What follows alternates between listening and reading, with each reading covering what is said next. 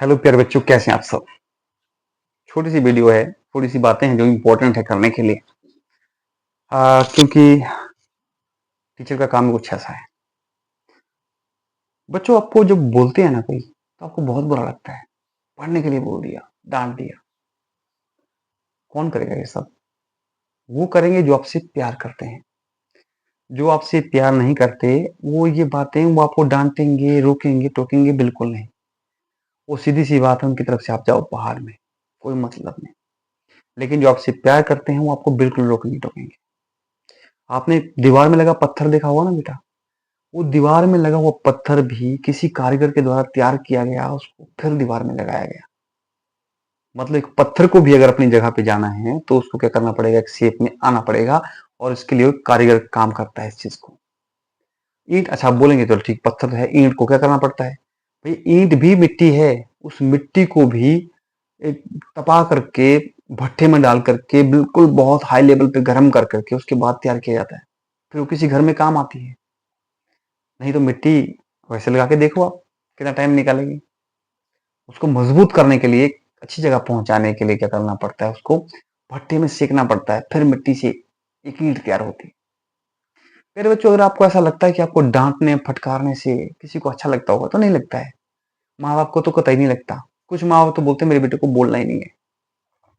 उनके लिए भी वीडियो है कि जब तक आप अपने बच्चों को, अपने खुद को, यहाँ तक कि पत्थर को भी शेप नहीं देंगे ना, वो सही जगह पे नहीं पहुंच पाएगा। तो आपको टोकने रोकने वाले जो लोग हैं, जो डांटने फटकारने वाले जो लोग हैं, जो समझाने वाले लोग हैं, जो आपको छड़ी तक दिखा देते हैं, तो वो लोग आपका अच्छा चाहते हैं, बुरा नहीं चाहते। वो चाहते हैं आप एक सही शेप में आओ। आप एक ऐसे आकार में आओ कि आप जहां भी जाओ वहां पे आप एडजस्ट हो जाओ। आप एक सही जगह पर जाके उन्नति और अच्छा जीवन जी सको। उन्हें ये इसमें नहीं है कि आपको डांटने में को मजा आ रहा है।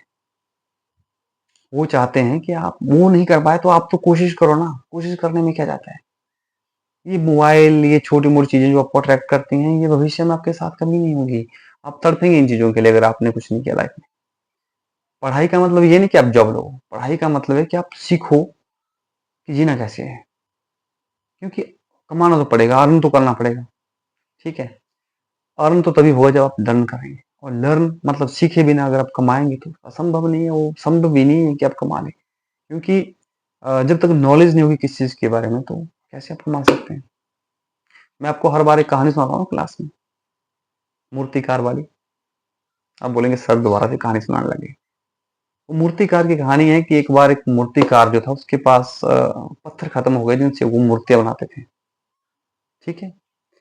तो हुआ क्या कि मूर्तिकार एक नाले, खड्ड के किनारे चला गया पत्थर लेने के लिए कि पत्थर लेके आता हूँ और नई मूर्तियां बनाते हैं। देखता हूँ अच्छा पत्थर मिलता है तो उससे मूर्ति बनाएंगे। और जैसे वो किसी नाले के किनारे पहुंचा तो एक पत्थर उसे मिला, बड़ा अच्छा पत्थर था। बोला इसको तराशूंगा तो इसके पैसे भी अच्छे मिलेंगे, तो इस पत्थर को साथ ले चलता हूँ। लेकिन बहुत प्राचीन समय की बात है तो पत्थर भी बोल पड़ते थे। तो पत्थर रोने लग गया कि नहीं नहीं, मुझे मत लेके चलो साथ में। मुझे नहीं जाना है, क्योंकि आप मेरे ऊपर हथौड़ी और छीनी से काम करोगे तो मुझे चोट लगेगी, दर्द होगा। उसने सोचा ठीक है, कोई बात नहीं, कोई और पत्थर देखता हूँ। दूसरे पत्थर के पास गया। वो नजदीक में देखा एक और अच्छा पत्थर था। बोला कि हाँ भाई, मैं आपको ले जा रहा हूँ। पत्थर ने बोला ठीक है भाई, यहाँ भी तो धक्के खा रहा हूँ, चलो आप जो करना है कर लो मेरे साथ।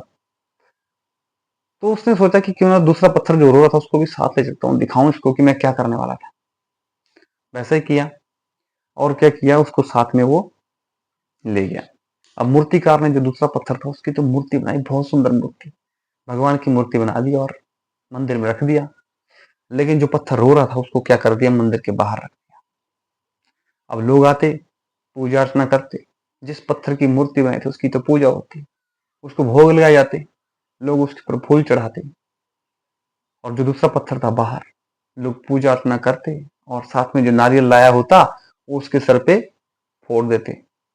अब वो पत्थर जो बाहर रखा था वो सोचता काश उसने मना नहीं किया होता तो आज मैं अंदर बैठा होता, मेरी लोग पूजा कर रहे होते। लेकिन मैं उस दिन रो गया। आज मेरी जिंदगी हर रोज मेरे सर पे नारियल फूटता है। बस बेटा वैसा ही है जिंदगी में। अगर आपको लग रहा है कि आपको रोना धोना है, क्यों डांट दिया, मोबाइल चलाना था, मुझे ये करना था, मुझे क्यों डांट रहे हैं, क्यों रोक रहे हैं, क्यों बोल रहे हैं, टीचर ने क्यों काम दे दिया, तो परेशानी बेटा आपको होगी, क्योंकि जब तक आप अपनी लाइफ को शेप में नहीं लाओगे, आप कहीं एडजस्ट ही नहीं हो पाओगे। शेप बहुत ज़रूरी है और वो शेप आपके माँ-बाप, आपके गुरु आपको दे सकते हैं। जिन माँ-बाप को लगता है कि उनके बच्चे को बिना डाँटे वो सही शेप में आ जाएँगे, वो उस तरीके से करो। लेकिन मुझे लगता है कि ऐसा संभव नहीं है। बहुत से माँ-बाप की शिकायत रहती है कि बच्चे सुनते ही नहीं, तो कहाँ से सुनेंगे? उनको शेप देना आपका काम है, गुरुओं का काम है। तो बच्चों इस चीज़ का बुरा नहीं मानना है, ये आपके लिए है, आपके फ़ायदे के लिए। ये सारा संघर्ष जो है माँ-बाप का वो बच्चों को अच्छा भविष्य देने के लिए होता है। अगर आपको इस पर लगता है कि नहीं ये तो गलत है हमारे साथ, हमें तो आज़ाद रहना है, तो आपने बहुत से लोग देखे होंगे आपके आस-पास जो बिल्कुल ख़त्म हैं, नशा करते हैं लाइफ़ स्पेंड करने के लिए जैसे-तैसे करके सोचते हैं ज़िंदगी निकल जाए बस। ना जी सकते हैं, ना मर सकते हैं। तो उस स्टेज से बचने के लिए आज आपको शेप में आना पड़ेगा, आपको पढ़ना पड़ेगा बेटा, सीखना पड़ेगा। इतनी सी बात है, मेरी बात को बुरा मत मानना लेकिन समझने की कोशिश करना, क्योंकि शेप इम्पोर्टेंट है।